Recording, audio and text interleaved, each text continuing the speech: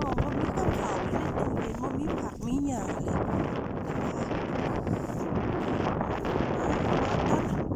อยากเห็นนะบริเวณนี้เวลาหน้าวินเตอร์จังซี่ค่ะมันเป็นจังไดเคยมาแต่หน้าซัมเมอร์มันบ่ไกลจากหม้องช้อปปิ้งประมาณกิโลเดียวก็เลยแต่ว่าต้องมาว้าวหนาวเด้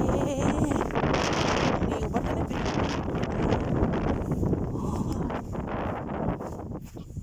โอ้ยพูล่ะเป็นในทั้งหัว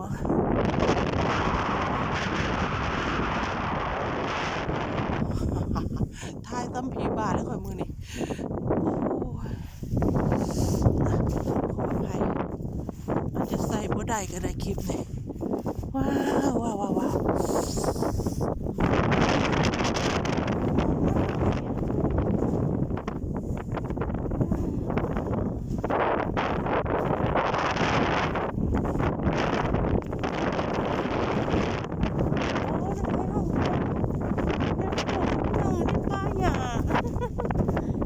หัวโผล่หัวโผล่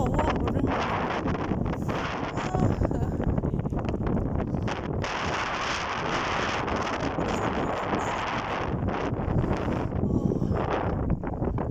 พวกจากถุงไม่ไปดูเลยล่ะแม่อยู่ในป่าหญ้านี่แหละก็เห็นซ้ำสงสัยมันกองกินอาหารเนาะ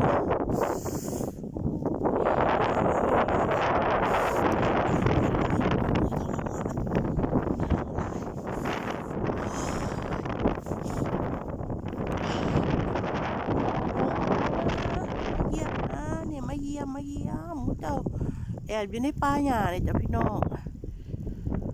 ขนาดใส่เสื้อกันหนาว2ตัวบ่ไงบอกว่าอยากเลยแต่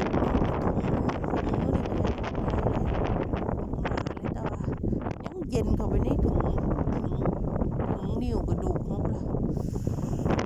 มันมีแดดเนี่ยพี่น้องว่าเป็นธรรมดาเลยเนี่ย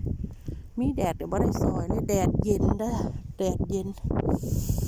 โอ้ยน้องหงบ่ออกมาให้เห็นเลยเนี่ยอยู่ในป่าหญ้าเลยจ้ะในป่าหญ้าเนี่ย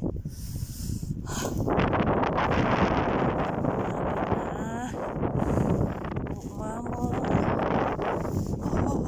พอแล้วหนาวปิดคลิปจ้ะปิดคลิปโอ้สวัสดีค่ะ